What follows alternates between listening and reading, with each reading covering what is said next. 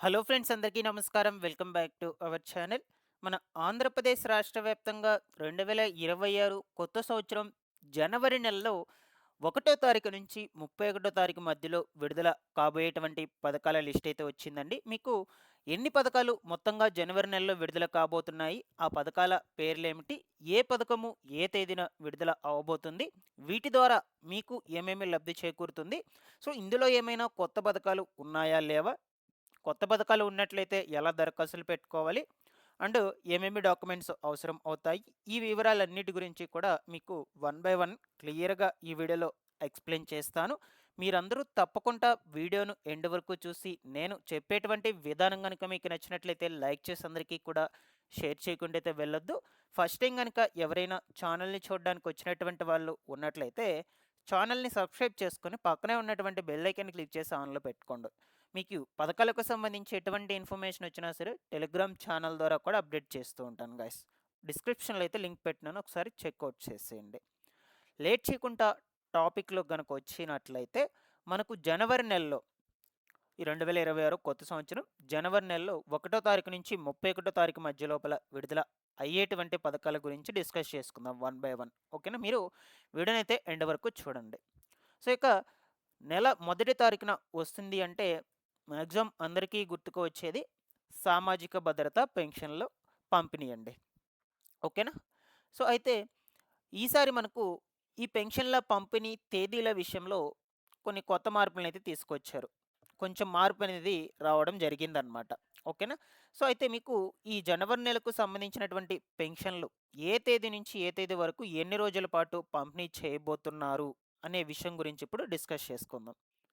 ఈరోజు ఏ న్యూస్ పేపర్‌లో చూసినా సరే, ఈ జనవరి నెల పెన్షన్‌ల పంపిణీకి సంబంధించినటువంటి సమాచారమే ఉందండి. సో, మీరు స్క్రీన్ మీద కూడా చూస్తూ ఉన్నారు.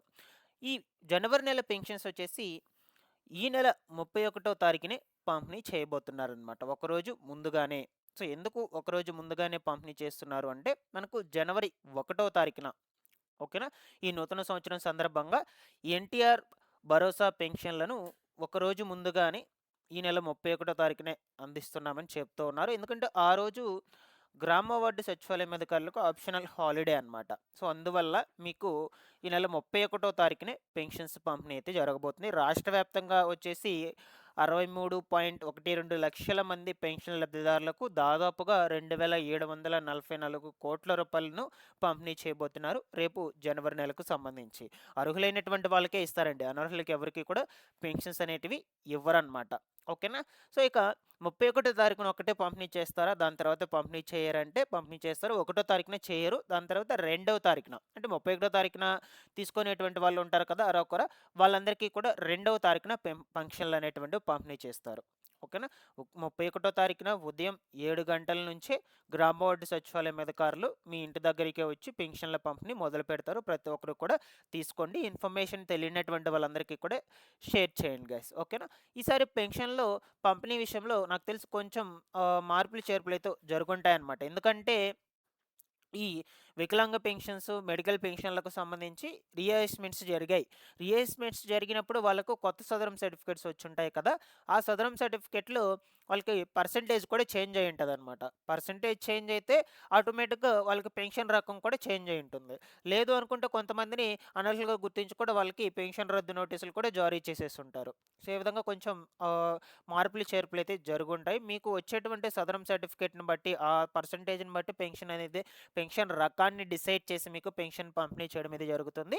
ఇకపోతే అప్పీల్ ఎవరైతే పెట్టుకున్నారో, అప్పీల్ పెట్టుకున్నటువంటి వాళ్ళకి కూడా ఖచ్చితంగా రేపు జనవరి నెలకు పెన్షన్‌లయితే ఇస్తారండి. ఎప్పటి వరకు మీకు మరలా రీఅసెస్‌మెంట్‌కు సంబంధించిన నోటీసులు వచ్చి, ఆ నోటీస్ ప్రకారం మీరు వెళ్లి రీఅసెస్‌మెంట్‌కు హాజరయ్యి, దాని తర్వాత కొత్త సదరం సర్టిఫికేట్ వచ్చేంత వరకు మీకు పెన్షన్ డబ్బులు ప్రతి నెల కూడా అందుతూనే ఉంటాయి. పాత సదరం సర్టిఫికేట్‌ని బేస్ చేసుకొని. కాబట్టి ఎవరు కూడా టెన్షన్ పడాల్సిన అవసరం లేదు. మీరు నోటీసులు పెట్టుకోకున్నా సరే, మీరు రీఅసెస్‌మెంట్స్‌కు వెళ్ళి ఇంకా సదరం సర్టిఫికేట్ పొందకున్నా సరే, మీకు ఖచ్చితంగా పెన్షన్‌లనేటువంటివి ఇస్తారు. అవన్నీ జరిగేంత వరకు. కు మనకు 31 తారీఖున, 2వ తారీఖున ఈ 2 రోజులు పెన్షన్‌లయితే ఇస్తారు. ఓకేనా? ఇక్కడి వరకు క్లియరు. ఓకేనా? నెక్స్ట్ ఇంకొకచ్చేసి మనకు రాష్ట్రంలో కొత్త పెన్షన్‌లకు సంబంధించి కూడా దరఖాస్తులు మొదలుపెట్టబోతున్నారు. అది కూడా కేవలము పర్టిక్యులర్‌గా ఈ కేటగిరీకి చెందినటువంటి వాళ్ళకి మాత్రం అవకాశం అయితే కల్పించబోతున్నారనమాట. దాని గురించి మీకు చెప్తాను. ఇకపోతే మనకు జనవరి నెల 2వ తారీఖు నుంచి ఉచిత రేషన్ పంపిణీ అయితే జరగబోతుందండి. సో, ప్రతి నెల మనకు 1 తారీఖు నుంచి 15వ తారీఖు వరకు ఈ రేషన్ పంపిణీ అయితే జరుగుతుంది గైస్. ఓకేనా? సో, ఈ రేషన్ పంపిణీతో పాటుగా చంద్రన్న కానుకల కిట్‌ను కూడా రేషన్ కార్డ్ కలిగి ఉన్నటువంటి ప్రతి ఒక్క లబ్ధిదారుడికి పంపిణీ చేసే యోచనలో ప్రభుత్వం అయితే ఉంది.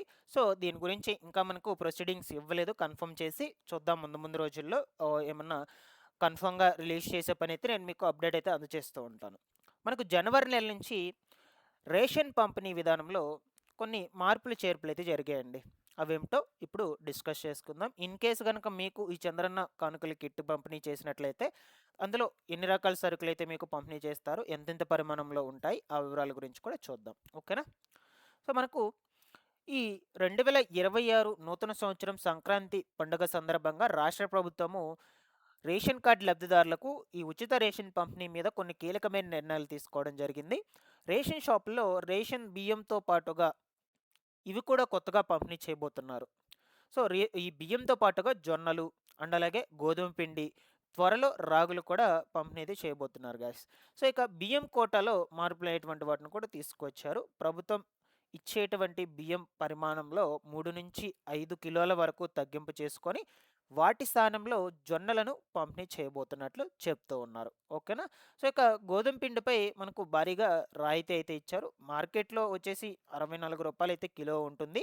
సో, దాన్ని రూ. 16కే రేషన్ షాపుల్లో కిలో అయితే అందించబోతున్నారు. అది కూడా ఒక రేషన్ కార్డ్‌కి ఒక ప్యాకెట్ మాత్రమే.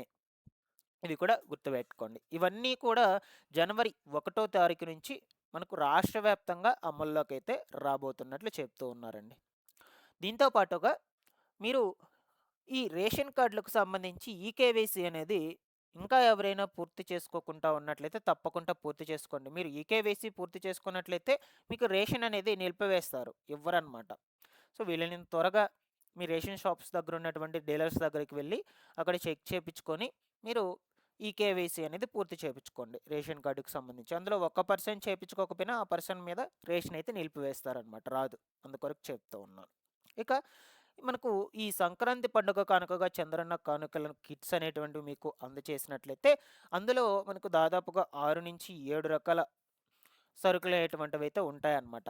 ఓకేనా? సో, అవేమిటో చూద్దాము. చక్కెర కావచ్చు, కందిపప్పు, నెక్స్ట్ గోధుమ పిండి, వంట నూనె, దాని తర్వాత బెల్లము, దీంతో పాటుగా నెయ్యి ప్యాకెట్ ఒకటి.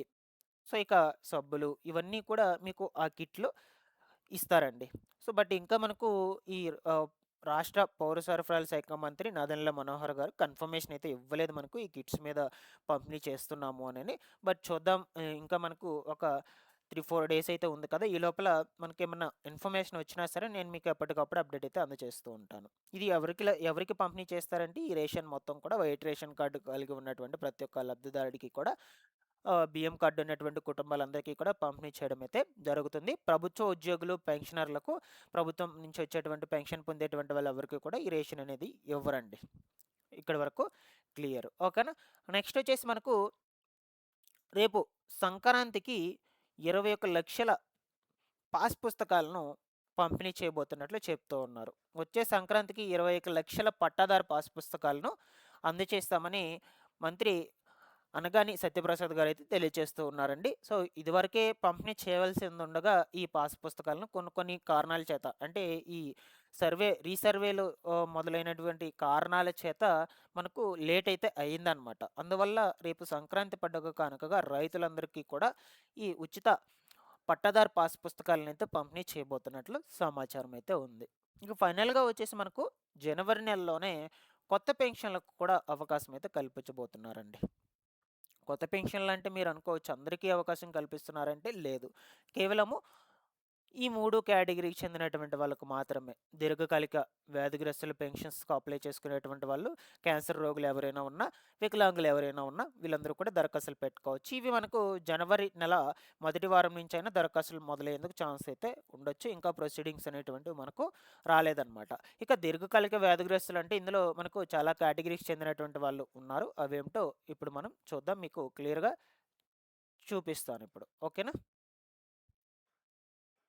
సో ఇక్కడ చూడొచ్చు కిడ్నీ వ్యాధులు కలిగినటువంటి వాళ్ళు ఎవరైతే ఉన్నారో వాళ్ళు కూడా అప్లై చేసుకోవచ్చు. క్యాన్సర్ రోగులు ఎవరైనా ఉన్నట్లయితే వాళ్ళు కూడా చేసుకోవచ్చు అండి. నెక్స్ట్ టీబీ దీర్ఘకాలిక వ్యాధులు కలిగినటువంటి వాళ్ళు కావచ్చు, సికిల్ సెల్స్ అనీమియా వ్యాధులు కలిగినటువంటి వాళ్ళు కావచ్చు, ఓకేనా, లెప్రసీ వ్యాధిగ్రస్తులు, ఓకే, వీళ్ళందరూ కూడా అప్లై అనేది చేసుకోవచ్చు అనమాట. ఇప్పుడు వీళ్ళకి పెన్షన్స్ వచ్చేసి 6,000 రూపాయల నుంచి 10,000 రూపాయల మధ్యలో అయితే ఇవ్వటం జరుగుతుంది. ఇక వికలాంగులకు సంబంధించి మ్యాక్సిమం మనకు 6,000 రూపాయలు అనేది పంపిణీ చేస్తారనమాట. మీరు ఈ పెన్షన్స్కు దరఖాస్తులు చేసుకోవాలనుకుంటే ఖచ్చితంగా ఈ దీర్ఘకాలిక వ్యాధిగ్రస్తుల పెన్షన్స్కు అండ్ అలాగే వికలాంగ పెన్షన్స్కు అప్లై చేసుకోవాలనుకుంటే మెడికల్ సర్టిఫికేట్, సదరం సర్టిఫికేట్స్ ఉండాలండి. ఇవి రెండు కూడా ముందుగా రెడీ చేసి పెట్టుకోనండి. నేను మీకు ఎప్పటికప్పుడు అప్డేట్ అయితే అందజేస్తూ ఉంటాను అప్లికేషన్ స్టార్ట్ అయినప్పటి నుంచి. ఓకేనా, thanks for watching this one.